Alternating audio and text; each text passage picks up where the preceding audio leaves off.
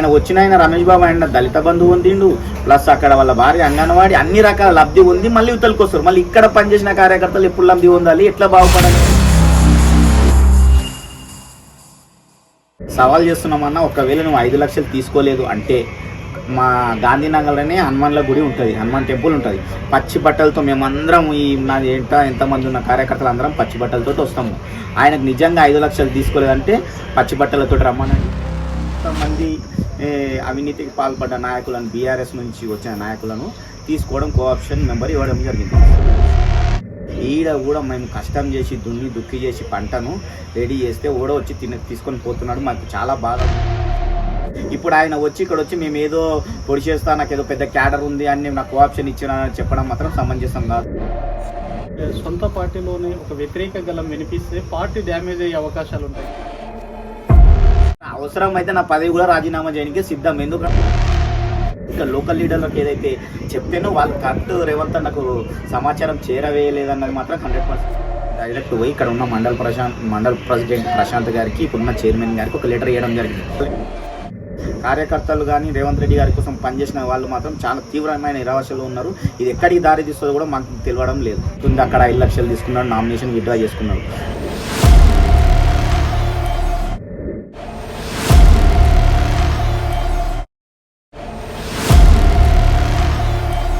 నమస్తే. ప్రస్తుతం మనం కొడంగల్ నియోజకవర్గంలో ఉన్నాం. ఏదైతే కొడంగల్ నియోజకవర్గంలో మొన్న జరిగిన మున్సిపల్ ఎలక్షన్స్ కాంగ్రెస్ పార్టీ మంచి మెజార్టీతో మున్సిపల్ చైర్మన్ పదవి అయితే కైవసం చేసుకుంది.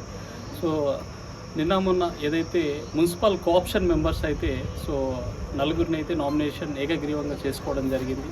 దీనికి సంబంధించి ఏదైతే రమేష్ బాబు గారిని కోఆప్షన్ మెంబర్గా ఎన్నుకోవడంతో స్థానికంగా కొంతమంది నాయకులు ఈ వ్యక్తి బీఆర్ఎస్ పార్టీ నుంచి వ్యక్తి అని చెప్పేసి ఇలా కొన్ని రకాలుగా నిజంగా కాంగ్రెస్ పార్టీ కోసం, అదేవిధంగా రేవంత్ రెడ్డి గారి కోసం కష్టపడ్డ నిఖార్స్ అయిన కాంగ్రెస్ పార్టీ కార్యకర్తలను గుర్తించి పదవులు ఇవ్వాలి అని చెప్పేసి వారి యొక్క వాయిస్ని అయితే ఎత్తుతూ ఉన్నారు. మరి వాస్తవంగా క్షేత్రస్థాయిలో గ్రౌండ్ లెవెల్లో ఏం జరుగుతూ ఉన్నది ఏంటిదని చెప్పేసి మనం కొడంగల్ నియోజకవర్గంలో ఉన్నాం. మనతో మాట్లాడడానికి Congress party senior leader, very young dynamic Damodar గారు అయితే ఉన్నారు.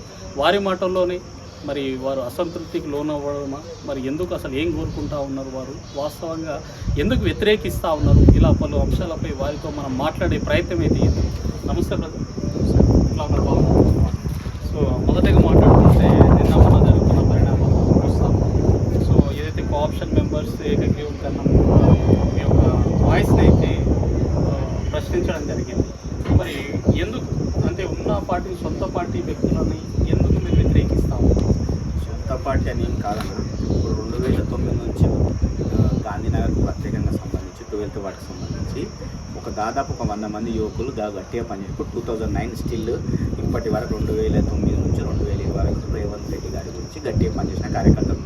ఎన్నో కొట్లాటలు, ఎన్నో కేసులు ఎదుర్కొని రేవంత్ రెడ్డి గారు ఏదో ఒక రోజు సీఎం అయితే మా బతుకులు మారుతాయంటని చెప్పేసి మేమందరం పనిచేసినాం. నా ఆధ్వర్యంలో 100 మంది యువకులు మేము పనిచేసినాం. అయితే ఇప్పుడు ఏమైంది, ఆయనకు ఆల్రెడీ సొంత పార్టీ అయినా కాదు, బీఆర్ఎస్ పార్టీ ముందు కరెక్ట్ మున్సిపల్ ఎలక్షన్ ముందు వచ్చిన ఆయనకు కోఆప్షన్ ఇవ్వడం జరిగింది. మేమేం చేసినామంటే తిరుపతి రెడ్డి గారికి, గౌరవ తిరుపతి రెడ్డి గారికి, ఇన్ఛార్జ్ గారికి విన్నవించాం. అన్న వీళ్ళకి ఇవ్వద్దు అంటే చెప్పి మేము విన్నవించినాం. అయితే ఇక్కడ ఏమైందంటే సమయాభావం లేదు. ఒకరోజు మాత్రమే గ్యాప్ ఉంది. ప్రెస్ మీట్ పెట్టిన టైం కూడా 1 డేనే ఉంది గ్యాప్.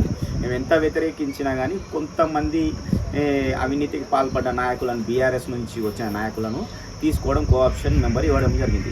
ఇప్పుడు ఏదైతే మే 2కు సీఎం గారు కొడంగల్ వస్తున్నారో మేము ఆయనకు మాత్రం తీవ్రంగా మేము ఆయన ఆధ్వర్యం నిరసన తెలుపుతాము. ఆయనకు వివరించే ప్రయత్నం చేస్తాం. అన్న మమ్మల్ని మోసం జరుగుతుంది, ఇక్కడ బంగారు తెలంగాణ బ్యాచ్ ఎట్లుందనో టీఆర్ఎస్లో ఈడ కూడా మేము కష్టం చేసి దున్ని దుక్కి చేసి పంటను రెడీ చేస్తే ఓడ వచ్చి తీసుకొని పోతున్నాడు. మాకు చాలా బాధ ఉందని ఆయనకు ఖచ్చితంగా తెలిపే ప్రయత్నం చేస్తాం. ఇప్పటివరకు సీఎం గారి దృష్టికి పోలేదు. ఒకవేళ సీఎం గారి దృష్టికి పోతే మాత్రం ఆయన ఖచ్చితంగా సానుకూలంగా స్పందిస్తున్నాడని ఆశిస్తున్నాం. మొన్న జరిగిన మున్సిపల్ ఎలక్షన్లో అంటే కష్టపడ్డ మీలాంటి నిఖార్సైన కార్యకర్తలకు కౌన్సిలర్లు కూడా అవకాశం ఇచ్చారు. కౌన్సిలర్కి అవకాశం ఇచ్చారు లేదంటలేనన్న. నేను నాతో పాటు ఒక 100 మంది పనిచేసారు. ఒకరు చైర్మన్ అవుతారు, ఒకరు కౌన్సిలర్ అవుతారు, ఒకరికి మార్కెట్ డైరెక్టర్ అవుతారు, ఒక చిన్న అందరికి ఇస్తేనే అందరు సాటిస్ఫాక్షన్. సరే మాకు ఇవ్వకపోయినా పర్వాలేదు, ఇన్న అమౌంట్ ఇచ్చిన ఆయనకు ఇస్తే ఏమవుతుంది, వీళ్ళందరూ కార్యకర్తలు నర్వస్ గురవుతారా కారా? అవుతారు కదా అంటే obvious ఇప్పుడు గా. మీ యొక్క మెయిన్ మోటో ఏంటంటే వలస వచ్చిన నాయకులకు పదవులు ఇవ్వడం. ఇప్పుడు టీఆర్ఎస్ దాంట్లోనే మనం అంటుంటాం కదా బంగారు తెలంగాణ బ్యాచ్ బంగారు తెలంగాణ అంటే ఇలా పదవుల కోసం వచ్చినట్లు ఇప్పుడు ఈడ కూడా అది పదవుల కోసం వచ్చేటోళ్ళకి పదవులు ఇస్తున్నారు. ఇప్పుడు ఆ రమేష్ బాబు అనే వ్యక్తి పెద్ద క్యాడర్ ఉన్న వ్యక్తి కాదు, లీడర్ కాదు. ఎందుకంటే 2014, 2018, 2023 ఎలక్షన్లలో మనం తీసుకుంటే ఆయన బూత్కు సంబంధించి ఎప్పుడైనా టీఆర్ఎస్కి ఒక్క ఓటన్న మెజార్టీ వచ్చిందా? మేమందరం యువకులం 100 మందిని పనిచేసాం 238, 239 బూత్లలో దాదాపు 200-300 మెజార్టీ టీఆర్ఎస్ను దాదాపు మేము ఆల్మోస్ట్ ప్యాక్ చేసే పరిస్థితి ఉంది. ఇప్పుడు ఆయన ఇక్కడ వచ్చి మేము ఏదో పొడి చేస్తా, నాకు ఏదో పెద్ద క్యాడర్ ఉంది అని నాకు ఆప్షన్ ఇచ్చినానని చెప్పడం మాత్రం సమంజసం కాదు. ఇది మాత్రం చాలా తీవ్రంగా మేమందరం ఇప్పటికీ వ్యతిరేకిస్తాం. దీని ఇంపాక్ట్ ఎట్లా ఉంటుందో మేమైతే చెప్పలేని పరిస్థితి ఉంది.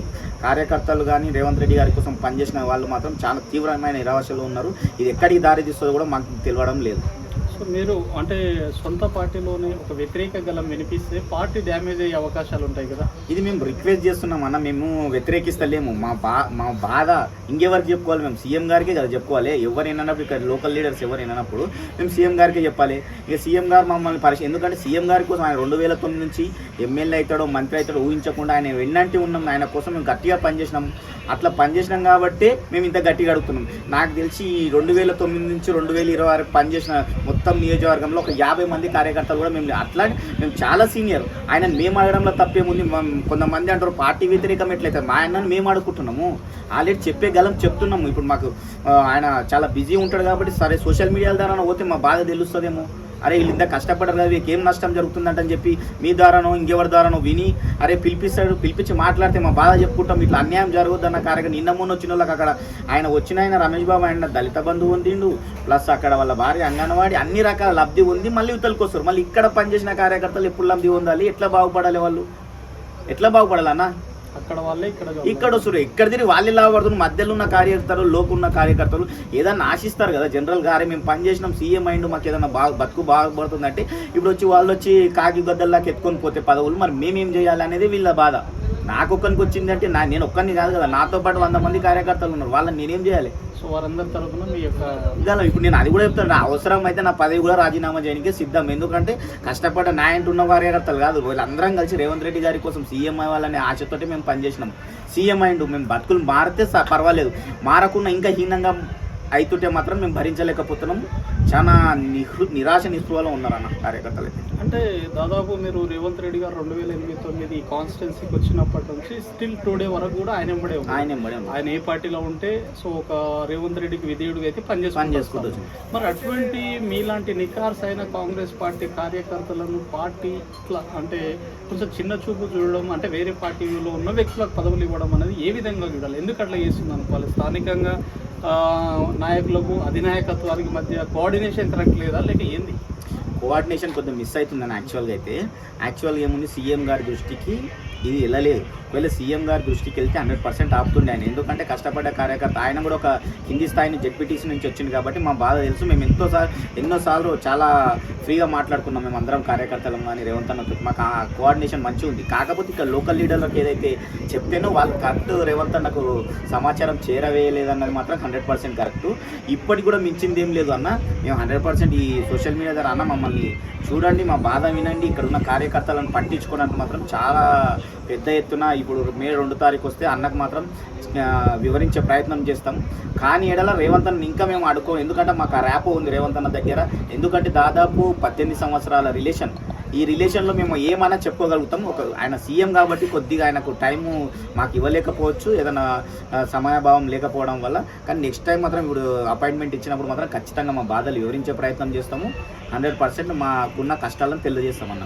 మరి స్థానికంగా ఇప్పుడు ఏదైతే కొడంగల్ నియోజకవర్గంలో ఇన్ఛార్జ్ ఉన్నారో తిరుపతి రెడ్డి గారు కావచ్చు, ఇంకొంతమంది నాయకులు ఉన్నారు సేమ్, మరి అటువంటి నాయకులకు మీ యొక్క అప్లికేషన్ ఇచ్చినప్పుడు వారి యొక్క స్పందన ఏ విధంగా ఉంది? మేము ఫస్ట్ ఇట్లా వేరే వాళ్ళకు వచ్చిన పార్టీ నుంచి వచ్చే వాళ్ళకు కోఆప్షన్ ఇస్తున్నారనే సమాచారం లీక్ అయితే మేము డైరెక్ట్ పోయి ఇక్కడ ఉన్న మండల్ ప్రెసిడెంట్ ప్రశాంత్ గారికి, ఇప్పుడున్న చైర్మన్ గారికి ఒక లెటర్ ఇవ్వడం జరిగింది. అన్న మేము 2009 నుంచి 2020 వరకు పనిచేసిన కార్యకర్తల మీద ఎత్తున్నామో వాళ్ళకి ఎవరికైనా ఇవ్వండి, కొత్తగా వచ్చిన వారికి పదవులు ఇవ్వద్దని చెప్పి ఒక లెటర్ ఇవ్వడం జరిగింది. ఆయన తిరుపతి రెడ్డి గారికి చేరవేయడం జరిగింది. తిరుపతి అన్న కూడా కొద్దిగా వీళ్ళ మధ్యలో కోఆర్డినేషన్ లేకపోవడం వల్ల తిరుపతి అన్న కూడా అంత పెద్దగా కాన్సన్ట్రేట్ కాన్సన్ట్రేషన్ చేయలేనట్టున్నాడు. తిరుపతి అన్న గారికి కూడా మళ్ళీ రేపటిలో మేము ఆయనకు కూడా వివరించే ప్రయత్నం చేస్తాం, మా బాధ చెప్తాం. అంటే ఇప్పుడు ఏదైతే ఎన్నికైన వ్యక్తి ఆ నామినేషన్ రద్దు కావాలి, వేరే వ్యక్తులకు అవకాశం రావాలన్నా ఏంది ఫైనల్గా ఏం డిమాండ్ చేస్తాం? ఫైనల్ ఏందన్న అంటే 100% ఆయన కోఆప్షన్ రద్దు చేయాలి. ఎందుకంటే ఆయన మీకు బయట ఏం జరుగుతుంది, అక్కడ 5 లక్షలు తీసుకున్నాడు, నామినేషన్ విత్డ్రా చేసుకున్నాడు. కానీ కౌన్సిల్ ఎలక్షన్లో ఒకటి ఆయన 100% మేము ఒక సవాల్ చేస్తున్నామన్నా, ఒకవేళ నువ్వు 5 లక్షలు తీసుకోలేదు అంటే మా గాంధీనగర్లోనే హనుమాన్ల గుడి ఉంటుంది, హనుమాన్ టెంపుల్ ఉంటుంది. పచ్చి బట్టలతో మేమందరం నాది ఎంతమంది ఉన్న కార్యకర్తలు అందరం పచ్చి బట్టలతో వస్తాము.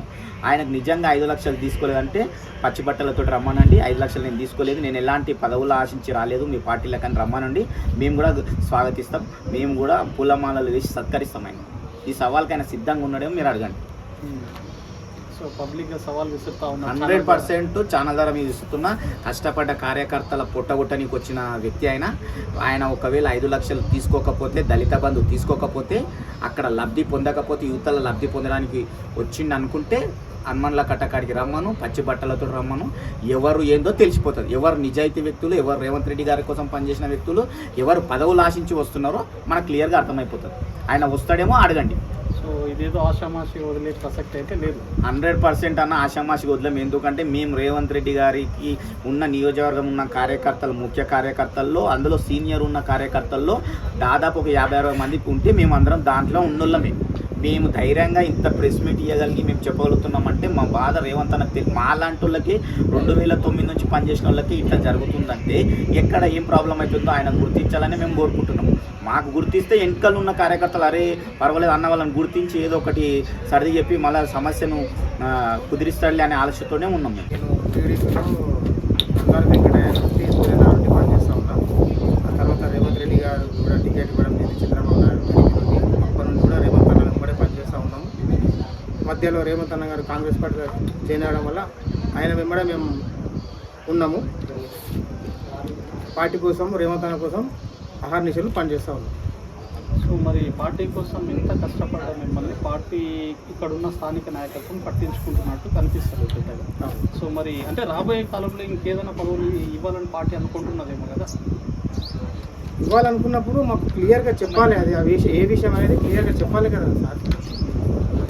చెప్పాలి మీకు ఈ పదవులు ఇస్తాం నెక్స్ట్ టైంలో అని చెప్పేసి. అయినా మేము పార్టీ కోసం కష్టపడ్డ వాళ్ళకు ఫస్ట్ ప్రిఫరెన్స్ ఇవ్వాలి. ఇతర పార్టీలకు వెళ్ళి వచ్చిన వాళ్ళకు పదవులు ఇస్తే మేము ఎన్ని సంవత్సరాలు కష్టపడేది ఎందుకు సార్? పార్టీ కోసం పనిచేసిన వాళ్ళకి ప్రిఫరెన్స్ ఇవ్వాలని చెప్పేసి మా యొక్క డిమాండ్. అంటే పార్టీ ఇంకా రాబోయే కాలంలో ఇంకేమైనా nominated post, market committee directors కావచ్చు, ఇంకేమైనా సో మండల్ పార్టీ పదవులు కావచ్చు, మండల్ ప్రెసిడెంట్స్ ఉన్నాయి, సో మండల్ డీసీసీ కార్యదర్శి పదవులు ఉన్నాయి, ప్రధాన కార్యదర్శి, ఇట్లా ఎక్కడైనా పదవులు ఇద్దామని ఏమైనా ఆలోచనలో ఉన్నది? ఆలోచన ఉంటే మాకు క్లియర్గా చెప్పాలి ఆ విషయం. మీకు ఈ పదవులు ఇస్తాము ముందులో, ఇప్పుడు నాకు ఇస్తున్నామంట అని చెప్పేసి ఆయనకి ఇవ్వాల్సిన రూల్ ఏదో అసలు మేము దాన్ని ఖండిస్తున్నాం, వ్యతిరేకిస్తున్నాం. అసలు ఎందుకు తీవ్రంగా వ్యతిరేకిస్తున్నామంటే ఆయన మా పార్టీ కాదు, పైసల కోసం అమ్ముడు పోయి పదవుల కోసం వచ్చిన వ్యక్తి. పార్టీ కోసం పనిచేయండి, ఒక 5 సంవత్సరాలు పార్టీ కోసం పనిచేస్తే తెలుస్తుంది కదా ఆయన ఉంటాడా అంతవరకు మళ్ళా పోతాడా అనేది తెలుస్తుంది. 4 రోజులు చేరిన వ్యక్తికి మీరు పదవి కట్టబెడతామంటే ఇది పద్ధతే కాదు, దీన్ని మేము వ్యతిరేకిస్తున్నాం. నా పేరు నీటూరు దాస్తప్ప. మేము వెంకటయ్య ఉన్నప్పటి నుంచి నందాల వెంకటయ్య నుంచి పనిచేసినాము, సూర్యనారాయణ కూడా చేసినాము. తర్వాత 2009లో రేవంత్ రెడ్డి కోసం కూడా ఆయన కోసం కూడా పాటుపడ్డాము, ఎంత ఉండి ఆయనను గెలిపించినాము కూడా. కాబట్టి ఒపీనియన్ నేనేం చెప్తున్నా, కొత్త వాళ్ళకు ఇప్పుడు బీఆర్ఎస్ నుంచి వచ్చిన వాళ్ళకు కొత్త వాళ్ళకి ఇవ్వడం కరెక్ట్ కాదు. ఆ నామినేట్ పోస్ట్ అనేది కరెక్ట్ కాదు. అసలు ఉన్న కార్యకర్తలు మస్తున్నారు, కష్టపడిన వాళ్ళు, వాళ్ళకి ఇస్తే బాగుంటుందని మా ఒపీనియన్. అంతే, నాది కాదు, మా ఎంత ఉన్నోళ్ళు కూడా కార్యకర్తలు చాలామంది ఉన్నారు. వాళ్ళ ఆవేదనతోటి ఆ ఆవేదనని నేను వెలిపించుతున్నా మీ ముందు అని కోరుకుంటున్నాను. ఒక బాధతోటి మాట్లాడుతున్నాను, అది మా కార్యకర్తల బాధతోటి మాట్లాడుతున్నాను. అంటే ఇప్పటి వరకు ఇలాంటి పదవులు లేవు, కష్టపడ్డారు, కానీ ఇప్పుడు ఇక బీఆర్ఎస్కి వెళ్ళి వచ్చిన వాళ్ళకి ఇవ్వడం మాత్రం కరెక్ట్ కాదు. సో అంటే ఇప్పుడు స్థానికంగా మీరు ఒక మాట్లాడుకుని ఉంటారు, ఇట్లాంటి వ్యక్తికి పదవి ఇచ్చినందుకు ఏమంటారు కార్యకర్తల్లో ఏమని వస్తాము? ఏమనొస్తుందంటే ఆయన వచ్చిన ఆయన కనీసము 2 ఏళ్ళు 3 ఏళ్ళు పని చేస్తే మాకు కూడా సంతోషం ఉంటుంది. జెండాలు మోసి కొంచెము పబ్లిక్లో పోతే తెలుస్తుంది అన్నట్టు. ఏదో నామినేట్ పోస్ట్ వచ్చినంత మాత్రాన ఆయన విరవిగడం కూడా కరెక్ట్ కాదు. ఇప్పుడు ఆయన మేము ఛాలెంజ్ చేస్తున్నాము, ఒకవేళ ఆయన అనుకుంటే మాతోటి సంప్రదించేది, మాతోటి సంప్రదించలేదు, అధిష్టానంతో సంప్రదించలేదు, ఎవడో ఇస్తే ఎట్లుంటుంది చెప్పు. తెలిసి పోస్ట్ ఇచ్చిన తర్వాత కూడా ఇక్కడ మీతో కోఆర్డినేషన్ లేదన్నట్టు. దాన్ని బట్టి మేమైతే వ్యతిరేకిస్తున్నాం, ఇప్పటి వరకు అయితే వ్యతిరేకిస్తున్నాం. ఏదైతే 2018 నుంచి 2023 వరకు స్థానికంగా రేవంత్ రెడ్డి గారు అయితే అధికారంలో లేదు. లేదు, 18లో లేదు. సో అప్పటి నుంచి కాంగ్రెస్ పార్టీ. మరి ఆ టైంలో మీ పైన మన బీఆర్ఎస్ పార్టీలో ఉన్నప్పుడు ఇబ్బందికర పరిస్థితులు ఏమైనా కలిగి? ఏం తలెత్తలేదు. మాది మేము చేసుకుంటున్నాము, ఎవరి పార్టీ వాళ్ళది. కానీ వాళ్ళు ఏంటంటే ఆడ కష్టపడకుండా ఇక్కడ అమాతం సీఎం అని వచ్చి చేయడం మాత్రం కరెక్ట్ కాదు. మేము ఇంతవరకు కష్టపడ్డాము, దాన్ని బట్టి దృష్టిలో ఉంచుకోవాలి అధిష్టానం కూడా. నేను 2009 నుంచి అన్న కోసమే పనిచేస్తున్నాము. ఆయన వచ్చి మొన్న కోఆప్షన్ నెంబర్ తీసుకున్నారు. మేము ఆల్రెడీ అన్నకు కూడా చెప్పినాము, తిరుపతి అన్నకు చెప్పినాము, మన ప్రశాంత్ అన్నకు చెప్పినాము, నయీం టౌన్ ప్రెసిడెంట్ చెప్పినాము, అందరూ చెప్పినాము. సరే అది దేనివల్ల ఇచ్చింది. మేము ఇప్పుడు కూడా ఏమంటున్నాము, ఆయన పార్టీలో ఎక్కువ వాల్యూ ఇవ్వకుండా మాకు ఇస్తే కొంచెం మాకు కూడా గౌరవం ఉంటుంది. ఆయన పార్టీల నుంచి గల్లీలో కానీ ఒక్క % కూడా ఆయనకు మా పార్టీకి లాభం లేదు. అంటే ఎట్లా చెప్తున్నాం? ఓట్ బ్యాంక్ ఉంది కదా. మేము 2000 మొన్న ఎంపీ ఎలక్షన్లో 238లో 458 ఓట్లు ఒకదాన్ని ఇచ్చినాం, వాళ్ళు 70 ఇచ్చారు. 239లో 484 ఒక బూత్ చేస్తే వాళ్ళు 57 ఇచ్చారు. ఆయన అంతా నేను సర్పంచ్ చేసినా నాకు ఇంత ఉందని అంటుండే కదా, వాళ్ళు ఓట్లు తీసుకురావాలి కదా, తప్పులేదు కదా. అదే అంటున్నాం. అందు గురించే ఆయన వల్ల పార్టీకి ఏం యూజ్ లేదు. ఆయన ఎంత దూరం పెడితే పార్టీకి కానీ మేము కూడా అంత స్వేచ్ఛగా పనిచేసుకోగలుగుతాము, మాకంత బాగుంటుందని నా అభిప్రాయం.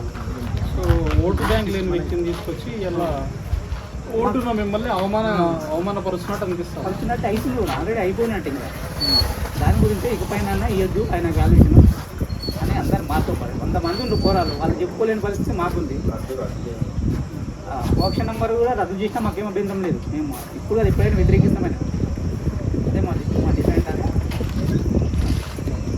సో ఇది ఏదైతే దామోదర్, అదేవిధంగా కాంగ్రెస్ పార్టీ సీనియర్ నాయకులు, అదేవిధంగా ఏదైతే కొడంగల్ నియోజకవర్గంలో ప్రస్తుతం జరుగుతున్న పరిణామాల గురించి ప్రతి ఒక్కరు ఆవేదన కావచ్చు, వారి యొక్క బాధనైతే వెలిపించే ప్రయత్నం అయితే చేస్తూ ఉన్నారు. ముఖ్యంగా ఏదైతే మన జరిగిన కోఆప్షన్ మెంబర్లో ఏదైతే రమేష్ బాబు అనే వ్యక్తిని తీసుకోవడం వల్ల ఆ వ్యక్తి వల్ల కొడంగల్ నియోజకవర్గానికి కావచ్చు, పార్టీకి కావచ్చు, స్థానికంగా వార్డుకు ఎటువంటి ఓటు బ్యాంకు లేదని చెప్పేసి, పార్టీకి ఎటువంటి లాభం కూడా లేదు ఆయన వల్ల.